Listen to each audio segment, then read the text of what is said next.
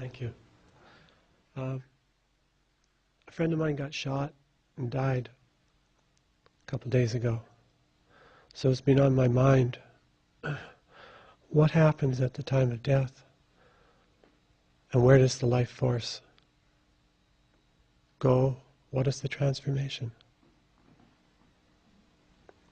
Thank you.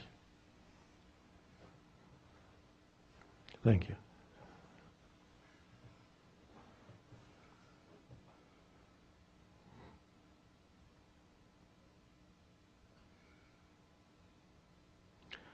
Well, I haven't gone through physical death yet, as the Zen master who was asked about life after death said, "I don't know." And they said, "Why don't you know? You're the master." And he said, "Yeah, but I'm not a dead master." But I've gone very deeply to what one could call death to identification with form. So in a way I have gone into that realm from where I can say and know that ultimately what we see as death is the dissolution of form, that the eternal in us, which I know that firsthand, cannot be touched by that. So what exactly happens, I would say, depends on whatever state of consciousness you were in. That was your predominant state of consciousness in this lifetime. If in this lifetime you were continuously identified with form, your body, or the psychological form of me, that means consciousness, this expression of consciousness, was still in a somewhat dreamlike state, which is identification with form. And you can easily extrapolate from that if the tendency of consciousness to identify with form was still there, which in other ways the awakening had not happened. This tendency will continue, there will be further identification with form, and the process will continue as the consciousness that is not yet fully awake will continue to identify with form again, and then gradually come to a place where awakening happens. Or if there has already been a disidentification from form in this lifetime, then you can extrapolate from there that the compulsive urge to identify with form and to seek another form or another cycle of form identification, this compulsion to seek further experiences through identifying with form then would either be much weaker or be completely absent, in which case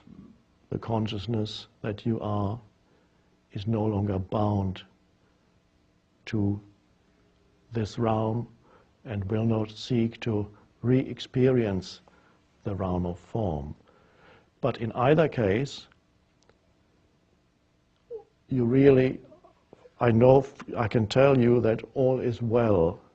It does not really matter whether this person now needs further experiences of identification, in which case this will happen, or whether he's already free of this urge, in which case he will move on and live in a realm that we can't even conceive of from where we are here. I get a sense deep within in the forms of what that is, but we don't need to talk about it here. All we know is nothing.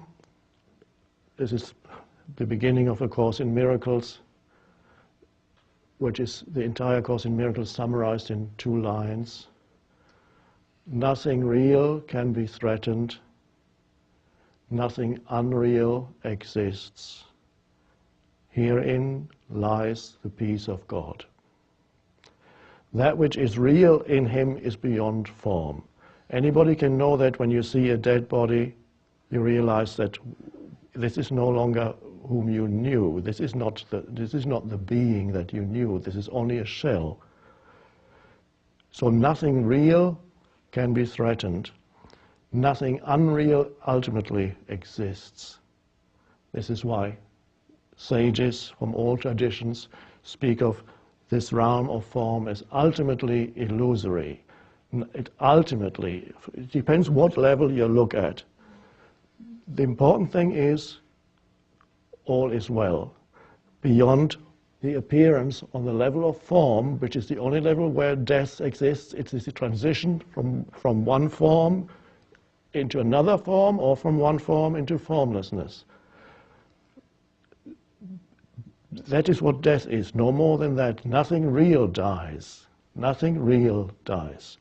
Which is to say, ultimately, there is no such thing as death. There only seems to be. It's a transmutation of form. Either form dissolves or seeks some other form, some other identification with form. That,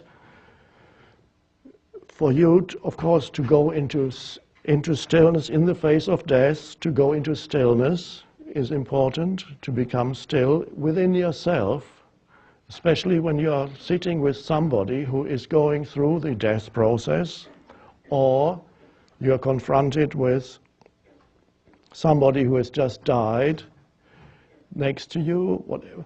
To be with that, immediately close your eyes, go into the deep stillness where you realize who you are. And once you realize who you are, which is formless consciousness, then you realize also that nothing real died.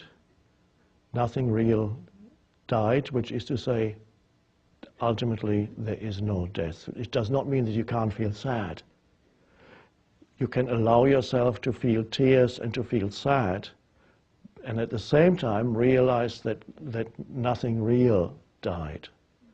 That happened to me when my parents died 2 years ago within the space of 6 months, both of them. So to be confronted with the death of a loved one in a short period of time. Yes, there were tears and there was sadness, and at the same time there was the realization that ultimately there is no death, and who they were in their essence has not been destroyed. Just as I know that I, in my essence, cannot be destroyed. And so that comes from that. It comes from self-realization or self-knowledge, the realization that the other also is beyond death. So you can have the coexistence of, yes, on this level, there is a place for sadness and mourning and tears. If it happens, it comes in waves. You may have noticed, usually if somebody close to you dies, the sadness comes in waves at you, and then you cry, and then it leaves you, and then comes another wave. And even when the wave comes, there can be an undercurrent of peace. So you're not totally in that emotion, you're not totally consumed by it. It exists there in your own spaciousness. And the spaciousness underneath the emotion is the peace. And it's only from that inner peace that you can realize the truth behind death.